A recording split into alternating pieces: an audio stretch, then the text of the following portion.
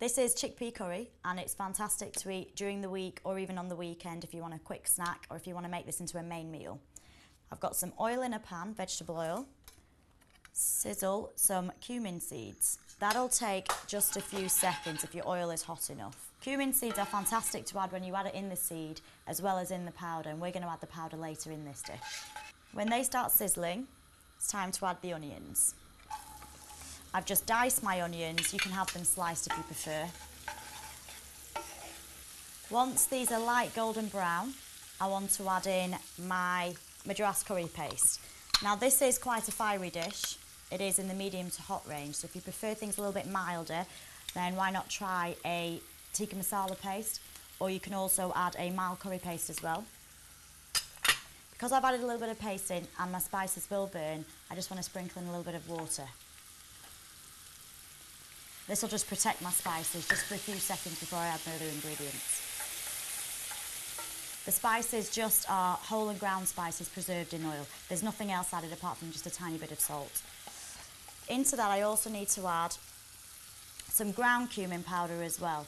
Just a little bit, even though I added some at the beginning as well. Some garlic puree. You can use chopped garlic if you prefer. And also a green chilli. Give that a stir. My paste is completely cooked through now. The oil has started reaching the surface. That's perfect. That's what we're looking for. And I'm just going to pop in some chopped tomatoes. You can use fresh tomatoes if you want, or tinned tomatoes. Cherry tomatoes also taste very nice with this. Give that a stir.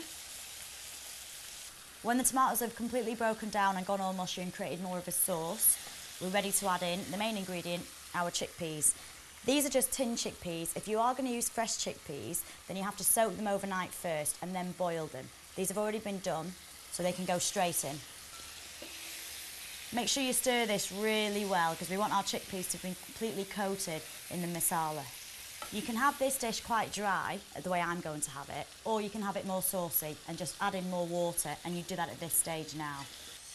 So after about 5 minutes, the chickpea should be cooked through, but just check one. By squeezing one in your fingers, it should break through and it should be quite warm in the centre. That's perfect. So just turn the heat off, and now I just need to season it. Because I added some tomatoes can be quite acidic, I'm just going to add a pinch of sugar.